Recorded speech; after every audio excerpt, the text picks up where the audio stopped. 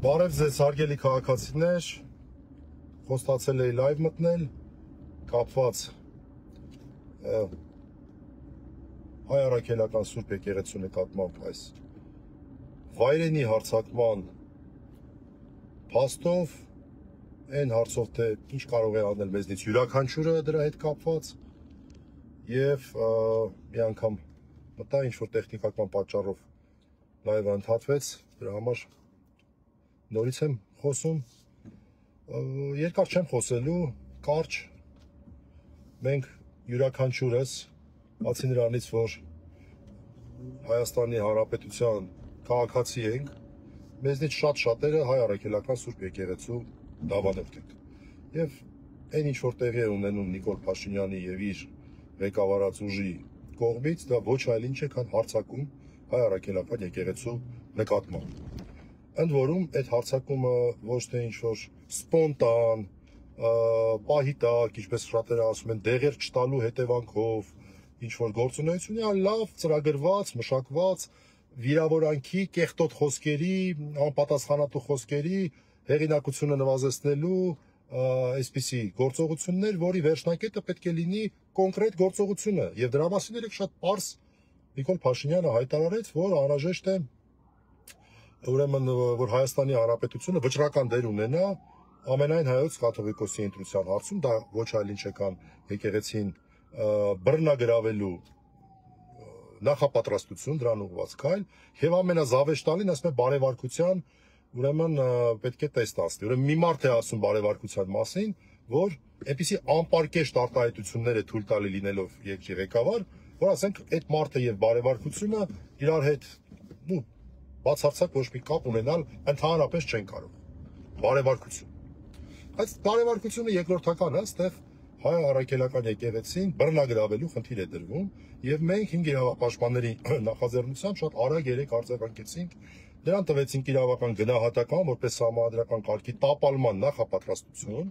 որտեղ համանդրական կարգի հիմունքների մեջ է մտնում եկեղեցու անջատ լինելը պետությունից, չի կարող Հայաստանի Հանրապետությունը վճռական դեր ունենալ հայ առաքելական եկեղեցու նվիրապետի տվյալ դեպքում ամենայն հայոց կաթողիկոսի ընտրության հարցում չի կարող։ Մեր համանդրությունը դա թույլ չի տալիս, եւ դա ուղղակի հակաբնական է նաեւ այն տեսանկյունից, որ հայկական ինքնության մեջ հայ առաքելական եկեղեցին ունի ինքնուրույն եւ վճռական նշանակություն, այն ժամանակ այդ պետություն չի եղել, հենց հայ առաքելական եկեղեցին է բազմաթիվ գործառույթներ իրականացրել։ Սկսած այն ամենակենցաղային ԶԱԳՍ-ի գործառույթներից շատ կներեք, վերջացրած քաղաքական գործառույթով։ Այդ պարզ հարց կա։ Օրինակ, այն քաղաքը, որտեղ որ մայրաթորն է, ինչ ենք մենք կոչում։ Մենք եկեղեցական անունով կոչում ենք Էջմիածին, ճիշտ է։ Որ մեկը տա պետական անունով կոչում Վաղարշապատ։ Բայց իմանաք, որ պետական անունը այդ քաղաքի ամենևին Էջմիածին չի, Վաղարշապատ է։ Որ մեկը տա ասում, ես վաղը գնում եմ Վաղարշապատ։ Ինչ որ մեկը տես կա։ Սա է ցույց տալիս եկեղեցու եւ պետության հարաբերակցությունը։ Մենակ այս օրինակը հերիք է, ուրիշ բաներ էլ չեմ ուզում ասել։ Այս օրինակը լի բավարար է։ Մեզ երեք մեր հայտարարության հետ կապված որոշ հարցեր եւ քննադատություններ հնչեցին, ինչ անեն քաղաքացիները, որտեղ մենք կոչ էինք ուղղել բոլոր միջոցներով պաշտպան լինել կամ հանդես գալ պաշտպանությամբ։ Պարտիկ ասում են, ո՞ց կարող ենք դա անել։ Այս լայվի նպատակը նաեւ 5 իրավապաշտպանների նախաձեռնության այդ հայտարարության հետ կապված որոշ հարցեր պարզաբանելն է, որոշ գաղափարներ տալն է։ Կուզեք կընդունեք, չեք ուզի չեք ընդունի, ձեր գործն է։ Ուրեմն, ինչ կարող ենք անել։ Ինչպես կարող ենք ցույց տալ պաշտպանությունը։ Պարզ բան։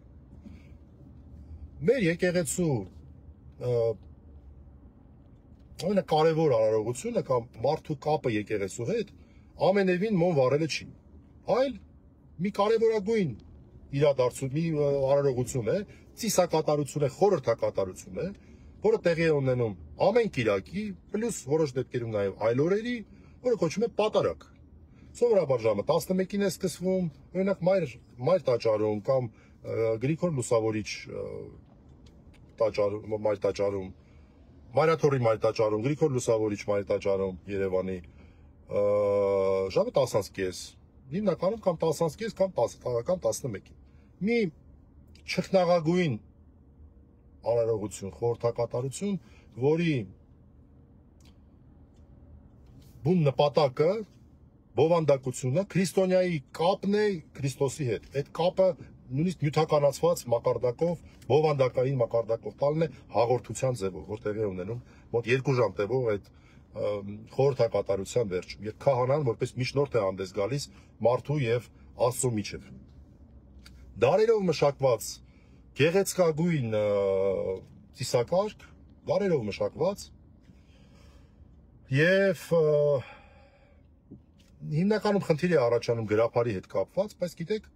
այնտեղ փոքրիկ պատարակամատույց կոչվող գրքույկներ կան, ցանկացած եկեղեցում կարող եք մտնել եւ վերցնել, որտեղ որ մանրամասն քայլ առ քայլ նկարագրված է ցանկացած գործողություն, դրանով հետևելով կարող եք այսպես նաեւ պատկերացնել, հասկանալ, թե ինչ է կատարվում։ Ինչ կարող ենք անել հարցի առաջի պատասխանը։ Հենց վաղը, սիրելի եղբայրներ եւ քույրեր, ցույց տալու համար ձեր պաշտպանությունը կարող եք անհատապես յուրաքանչյուրը գնալ պատարագի։ Պատարագի շատ շատերը գնում են, շատ շատերը չեն գնում, նրանք ովքեր որ իրենց համարում են եւ հանդիսանում են հայ առաքելական Սուրբ եկեղեցու զավակներ, այ վաղը որպես ձեր պատասխան է այս ամենին, գնալ եւ ցույց տալ, որ դուք եկեղեցու ոչ թե կողքին եք։ Կողքին բառը այստեղ սխալ է, այլ եկեղեցու մաս եք, որտեղ սա կողքինի հարց չէ, եկեղեցին հոգեվորականները չեն միայն։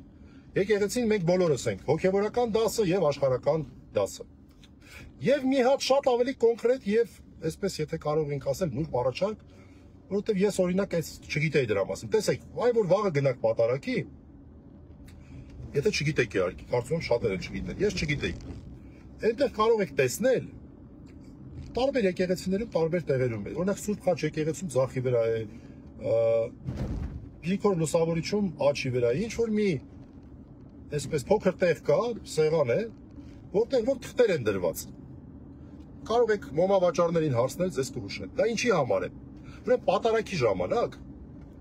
պատարագի ընթացքում, հատկապես երկրորդ կեսում, քահանան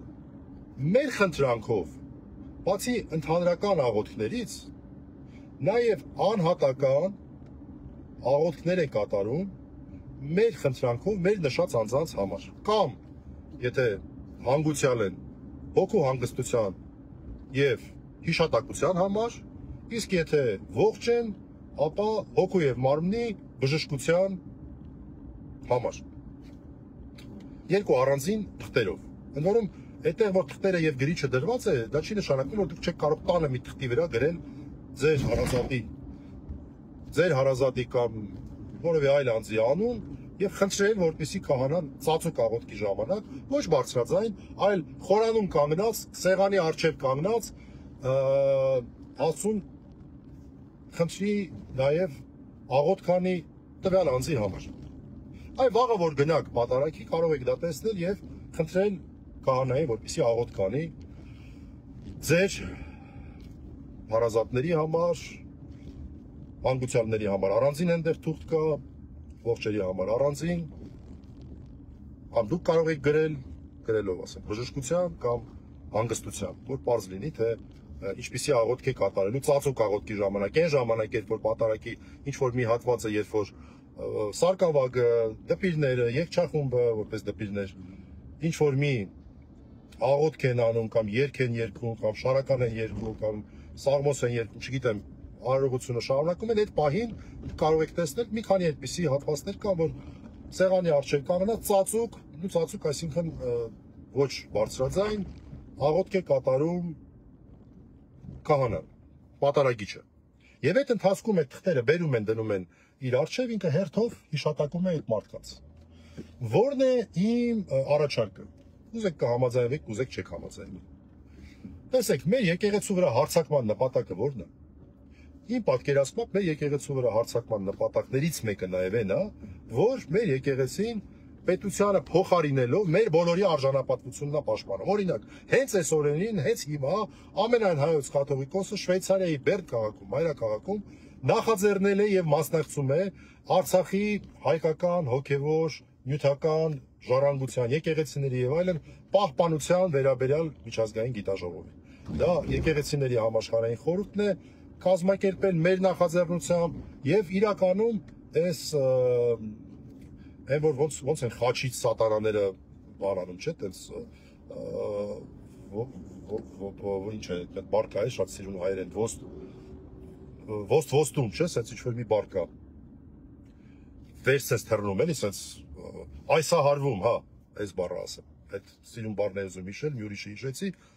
այտենց էլ իրանք Արցախից, մեր հոգևոր ժառանգությունից, այդպես էլ այսահարվում են նիկոլականներն ու Նիկոլը անձամբ։ Այս հարցակման ենթատեքստերից մեկը ես հենց դա եմ տեսնում։ Ես հենց սա եմ տեսնում, որ եկեղեցուն թիրախավորում այս նպատակով։ Հիմա մենք կարող ենք, որպես, չասեմ ակցիա, սա ակցիա չդիտենք, որպես յուրաքանչյուրից այսպես հանձնառության դրսևորում են տեսանկյունից, որ մենք նույնպես մեր եկեղեցու, մեր ազգության, մեր հայության արժանապատվությունը պահելու պատրաստ ենք եւ շատ տարբեր ձևեր կան այդ արժանապատվությունը պահելու։ Տարբեր ժամանակաշրջաններում տարբեր են։ Օրինակ հիմա դրա ձևը տարբեր, այսպես տեղել բարձրաձայնելն է առանց վախենալու, առանց հետ քաշվելու, որովհետեւ վստահ եմ, որ թե ամենայն հայոց կաթողիկոսը, թե մեր հոգևորականները լավ էլ գիտեն, որ իրենց վրա այսպիսի հարձակում կարող է լինել։ Ադրբեջանցիների շահերը սպասարկողների կողմից։ Շատ լավ էլ գիտեն, կարծում եմ։ Ես առաջարկում եմ, որ մենք այդ թղթիկների վրա, որոնք որ տեղում կարող ենք գրել, կամ կարող ենք տնից բերել, անունը գրած բերել, ինչ որ մի մեր գործիչներից մեկի, որը որ մեր արժանապատվության համար իրեն վտանգի է ենթարկել եւ պաշտպանել է մեր արժանապատվությունը։ Այդպիսի ինչ որ մի գործչի անուն կարող ենք գրել եւ խնդրել, որպեսզի քահանան իր ծածուկ աղոթքով նրան հիշի։ Ես օրինակ կարող եմ ինչ որ մեկ անձի անուն կարող եմ հիմա առաջարկեմ, կարող եք դուք համաձայնվեք, կարող եք չհամաձայնվել։ Կրկնում եմ, ոչ թե վաղվա պատարագի համար, այլ մյուս շաբաթվա, հունիսի 8-ի, երբ որ իդեպ շատ մեծ տոն է, նաև ոգեկալության տոնն է։ Սուրբ Հոգու նվիրված օրն է, այսպես կոչված 50-րդ օրը հարությունից, երբ որ իջնում է Սուրբ Հոգին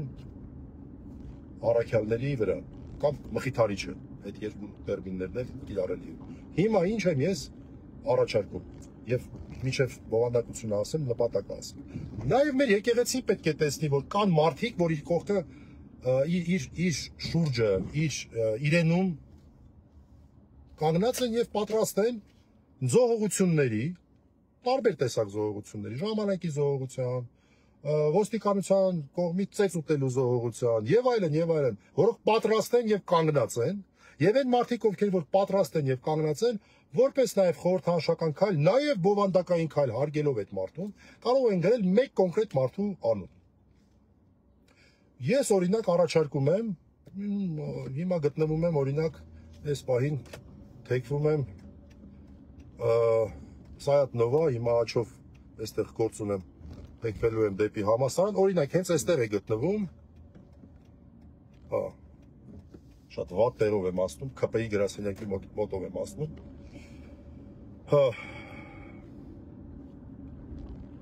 հիմա ես աչք թեքվեմ եւ դեպի ԵՊՀ կգնամ եւ այստեղ օրինակ գտնվում է Նեմեսիսի արձանը։ Նեմեսիսի արձանն է գտնվում, որը նույնպես այսահարության է հասցնում այս իշխանություններին։ Օրինակ ես հունիսի 8-ին գնալու եմ եկեղեցիներից մեկը եւ այդ թղթի վրա գրելու եմ Սողոմոն Թելիրյանի անունը, որպես մարդ, որը մեր արժանապատվության համար իր կյանքը վտանգելով ողջ աշխարհին եւ ողջ հայությանը ապացուցեց, որ հայի արյունը ջուր չի եւ մենք պատրաստ ենք մեր արժանապատվության համար քայլեր ձեռնարկելու։ Ամեն ժամանակ իր քայլեր ձեռնարկելու ձև ունի։ Այն հացանք Նեմեսիսի արձանի կողքին։ Ես գնալու եմ եւ հունիսի 8-ին խնդրելու եմ քահանային, որպեսզի Սողոմոն Թելիրյանի հոգու հանգստության համար աղոթք անի։ Եվ ես առաջարկում եմ, եթե համաձայն եք, կարող եք կիսվել եւ ասել, որ դուք եք պատրաստ, կամ չասել, ուղղակի իգիտություն ընդունել, այդ օրը գնալ պատարագի եւ նույնպես թղթի վրա գրել Սողոմոն Թելիրյանի անունը։ Կոնկրետ Սողոմոն Թելիրյանի անունը։ Խնդրել, որպեսզի քահանան նաեւ Աստծո առջև հիշատակի հոգու հանգստությամբ աղոթք ուղի Սողոմոն Թելիրյանի համար։ Եվ ես ասեմ, սա շատ կարևոր է, ինչ տեսանկյունից նայել։ Սա մենակ իմանում է քահանան, Աստված, քահանան եւ դուք։ Ուրիշ ոչ մեկ այդ թղթերը չի տեսնում։ Եթե մեր քահանաները տեսնեն մեր եկեղեցիներում, որ բազմաթիվ հավատացյալներ գալիս են եւ օրինակ կոնկրետ այս խորհրդանշական նաեւ առումով գրում են կոնկրետ Սողոմոն Թելիրյանի մեր ազգի արժանի զավակի անունը, դա նաեւ մեր հոգեվորականներին չէ որ քահանաներ, եպիսկոպոսներ, վեհապար, մարդիկ կհասկանան, որ տեսեք ինչքան մարդիկ են պատրաստ պաշտպանել եկեղեցուն։ Այն բոլոր իրավաչափ միջոցներով, որոնք տվյալ պահին անհրաժեշտ են։ Առանց գորգոռալու, առանց հակառակ հայհոյանքներ տալու այդ հայհոյախոսներին, ուղղակի պատրաստակամություն ցույց տալ, որ երբ որ նրանք փորձեն ինչ-որ քայլեր ձեռնարկել, մարդիկ էլ իմանան, որ կլինեն հակադարձողներ մեր ժամանակահատվածին բնորոշ ձևով, մեր ժամանակահատվածին բնորոշ գործիքակազմով, բայց կան մարդիկ, ովքեր որ վճռականորեն պատրաստական կանգնած են մեր եկեղեցու, այսպես կանգնած են եկեղեցու, չեմ ուզում ասել կողքին, եկեղեցու հետ են, հայկականության հետ են, այ որպես մենք կարող ենք պայմանավորվել, ես առաջարկում եմ կողքով էլ անցնում է շատ հետաքրքիր խորհրդանշական բաց ստացվեց, Սողոմոն Թելիրյանի անունը, դրանք ովքեր որ պատարակների հաճախ չեն գնում, վաղը կարող են գնալ, առաջի անգամ շատերի համար գուցե կլինի, Դա տեսնեն ինչպես է կատարում, տեսնեն այդ թուղթը որտեղ է դրված եւ այլն, իրենց հարազատների համար կարող են խնդրել քահանային, որ ծածուկ աղոթքի ժամանակ աղոթ կանի, բայց մյուս կիրակի օրը արդեն եկեք բոլորով, ես այդպես եմ անել։ Սողոմոն Թելիրյանի անունը գրեք։ Եվ դա շատ կարևոր ուղերձ կլինի բոլոր այն մարդկանց, ովքեր որ պետք է ծառուտ հետև անեն, թե ինչ ուղղությամբ զարգացնեն հարձակումը եկեղեցու նկատմամբ։ Այս այլանդակությունը ինչ ուղղությամբ զարգացնեն։ Որ մարդիկ հարցնում են ինչ անենք, այս արեք։ Կոչ ենք անում այսպես անել, կամ առաջարկում ենք, կամ ուղի ենք ցույց տալի այսպես անել։ Ես այդպես եմ անելու ամեն դեպքում, իմ ընկերները այդպես են անելու։ Մենք սովորենք խոսքերից բացի ինչ որ նաև բովանդակություն այդտեղ տեսնել եւ սա կարող ենք այդ բովանդակության ինչ որ մի մաս համարել։ Սողոմոն Թելիրյանը այն մարդն է, որը արժանի է հիշատակության, արժանի է մեր աղոթքների, մեր խնդրանքի, որ քահանան նրա հոգու հանգստության համար աղոթ կանի։ Եվ իդեմս նրան աղոթ կանի բոլոր այն արժանապատիվ մարդկանց համար, որոնք իրենց կյանքը վտանգելով, իսկ հաճախ նաև զոհելով ցույց են տվել, ապացուցել են, որ հայ արժանապատվությունը գետնին գցած չի։ Եվ հիմա էլ մեր ժամանակին բնորոշ ձևով մենք նույնպես կարիք ունենք մեր արժանապատվությունը բարձրացնելու։ Սա կարող է դրա մի փոքրիկ նախերգանքը լինել։ Հիշել, հիշեցնել եւ հավատարմություն հայտնել արժեքին եւ գաղափարին։ Իսկ արժեքը եւ գաղափարը դա ինքնազոհողությունն է, հանուն ուրեմն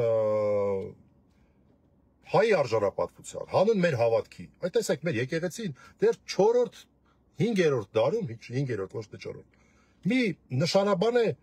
մշակել, որը ուղղակի զարմարվեց, ոնց կարող է 5-րդ դարում այդ գաղափարը հղանալ։ Վասն հավատով, վասն հայրենյաց։ Սա է մեր եկեղեցին։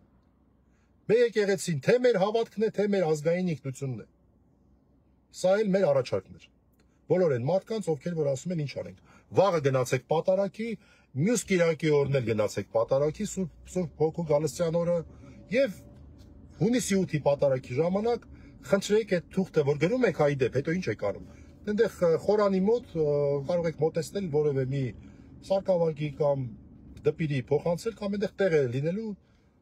կարող եք այդ թուղթը ծալած վիճակում դնել։ Անպայման վերցնելու են, անպայման ծածուկ աղոթքի ժամանակ օգտագործելու են։ Քահանան անպայման հիշատակելու է։ Տեղը չիմանաք, մոմավաճառներին հարցրեք, մարդիկ սիրահոժար անպայման կբացատրեն։ Տարբեր եկեղեցիներում տարբեր է։ Սա է մեր առաջարկը։ Հիշատակենք Սողոմոն Թելիրյանին, խնդրենք աղոթել նրա հոգու հանգստության համար։ Հունիսի 8-ի պատարակին։ Այս չէ հաջորդ կիրակի օրվա պատարակին։ Շնորհակալություն, հաջողություն։